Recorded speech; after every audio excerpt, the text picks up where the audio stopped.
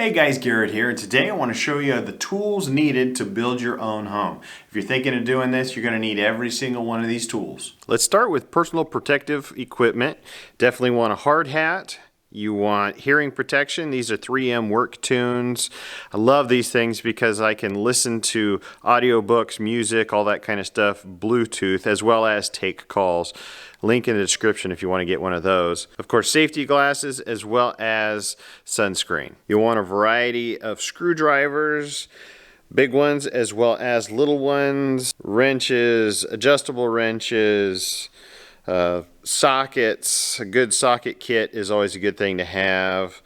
Of course, a pipe wrench as well. Moving our way down, you definitely need tin snips. You need a variety of different pliers, lineman's pliers, wire cutters, wire strippers. You're going to need something to cut with. I like this Stanley knife because it actually has a spot for two blades. You can put just a regular razor blade, as well as usually on this other one I would put a hook bill. Next, you'll definitely want to get some cordless tools. This is an impact driver. This is a drill. Get a bunch of batteries. I'd suggest at least double the batteries as you do have tools, as well as probably more than one charger. You're going to want lots and lots of bits to go with it, as well as drill bits and paddle bits. You'll need pry bars, an assortment of hammers. I've got dead blow, just regular hammer, 3-pound sledge, 10-pound sledge. You're going to use every single one of them. You'll also want an assortment of shovels, as well as a pickaxe, a post hole digger, rake. You're going to use every single one of these, and you're probably going to need multiples, especially of the round point. You're going to want various tape measures. I have 200-foot tape measures. You'd be surprised how often you use both of those in tandem. Lots of regular tape measures, and do not cheap out on these. A good tape measure is worth its money in gold. I went through probably 10 different tape measures through my entire build, so you're going to need a bunch of those. You need squares, speed square. You're going to need string line as well as plumb bob. You need a good hammer drill. You're going to need some hammer bits, auger bits. These are speed bore bits. If you're doing your own plumbing or electrical, these make it go a heck of a lot faster. Bunch of different hole saws. You're going to need a variety of levels as well. From a torpedo level, 2 foot, 4 foot. This one right here is a 6'6". I mainly got it to do my doorways, but I wish I had had that earlier on in the build process. Would have made my walls a heck of a lot straighter. Do not cheap out. Get the long level. Get a rotary laser level as well. It comes with a stand as well as the level rod. Very important if you want to have all of your footings and just everything be exactly the same level, especially if you're doing this yourself. This is a one-man band right here. Assuming you don't have power on site, you're probably going to need a generator.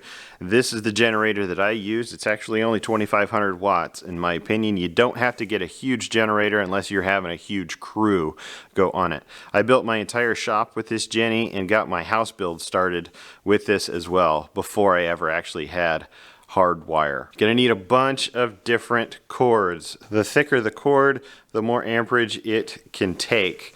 So for example, these two right next to each other, this one's probably either a 14 or a 16 gauge. This is a 10 gauge. So I would have this as like my main feed line going to the house, and then I would put this line onto it, which was a 12 gauge, which has a triple tap, and then some of these feeding off of it. Definitely going to want some sort of a pancake compressor. I'd suggest getting a couple 50-foot lengths of air hose. You're going to need a lot of air tools as well. This is a brad nailer, a finish nailer, this is a siding nailer, blow gun, that's a roofing nailer, and then this is a metal connector nailer, and then I also had a framing nailer, but it broke. You want a good tool belt, and I would definitely get one that has the shoulder straps. By the time you get this thing completely loaded, it's going to be very heavy. Another PPE item. This is a fall protection kit.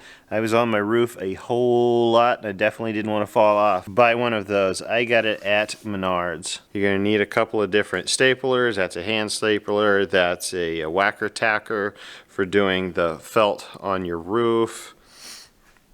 If you're doing your own cat cables, you want to get the cat tool as well as the punch tool. You're probably going to need some sort of an electrical multimeter, a foam gun, some good chisels. And then we get into saws. Definitely a circular saw, a reciprocating saw. This is a hand drywall saw, an oscillating tool, jigsaw, as well as a router. Get yourself a nice table saw with a stand, as well as a compound miter saw that is sliding. This one moves back and forth, and mine is a 12-inch Cobalt. It's been a great unit so far, and of course it has its own stand. The more that you can get things at standing level, the better off you're going to be and the less fatigue you'll end up with. A good wheelbarrow will definitely get used. If you're doing your own concrete, you're going to be doing rebar, so you need a way to cut it. That is a chop saw. This is a rebar bender. Link in the description if you want to get one of those. You're going to need an angle grinder with cutoff wheels as well as grinding wheels. Get a bunch of different types of wheels. I even have diamond wheels for whenever I was doing tile. This is a rebar tie tool. If you're going to be finishing your own tools, you're going to need an assortment of floats, both big and small, rakes, different profiled edges. Don't forget about your concrete boots as well. You're going to spend a fair amount on ladders. So there's a step stool, a 6-foot ladder. This one is actually a 10-foot ladder. This ladder right here is actually a 12-foot step ladder. I don't know if everyone needs that, but my ceilings were so tall, I did. And then of course you're going to need some sort of an extension ladder. It'll inevitably rain on the job site, so make sure you get some sort of a utility pump so that you can pump the water away from the job site. If you're doing tile, you're going to need some sort of a notched trowel, a float, sponges, knee pads. You're going to do lots of caulking, so you need various size caulking guns. If you're doing drywall, you need a tray, you need different knives to go with it, as well as sanding. If you're painting everything, you need different size rollers, of course paint brushes, trays, handy cup, as well as, don't forget, the extensions for your rollers. If you're going to be painting the outside of your house, you might want to get an airless sprayer. And don't forget the shield, as well as any drop cloths or plastic sheeting you may need. If you're doing your own plumbing and you're using copper, you're definitely going to need a torch. You're also going to need this dresser tool that goes on the inside and the outside of that copper pipe, as well as a copper cutter.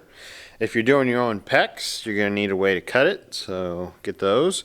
As well as this is a cinch tool. Depends on which type of ring you're going to get. You could get the cinch rings, or you could get the crimp rings, which requires a different tool. Get some sawhorses as well. These are just basic ones. And then these actually have a slot in them so that you could put a 2x4 going all the way across between and make a nice big table with it. That's what I did to start with. I actually mounted my saw to it and had my plans on there and all kinds of good stuff. A few more tools you're going to need would be like a chalk line. I couldn't find mine, but it is vitally important. You're going to need a variety of brooms as well as trash cans, because you need to keep a very tidy work site. And you're going to need a whole lot of buckets. When it comes to tools, I definitely recommend getting good quality tools. I'm not saying the best quality. If you have a contracting business, then you definitely want the best quality. But for the vast majority of us that are only going to do this one time plus then just some tooling around, good quality is the way to go. You do not want to get the bottom quality of stuff. You're going to be replacing it over and over again, and it's going to fail at the most inopportune time. You don't have to buy brand new either. I found a bunch of stuff on Facebook Marketplace or eBay. Lots of good places you can go to get discounts on this stuff. Previously, I made a video on the equipment that you're going to need, whether you need to buy it or rent it. There's a link down in the description. And while I may not have covered every single tool that is absolutely needed, there's probably 95% or more of the tools covered with this. You're going to get there using at least these tools. Thank you guys for watching. Make sure to hit that like button down below, as well as subscribe. I'll see you next time.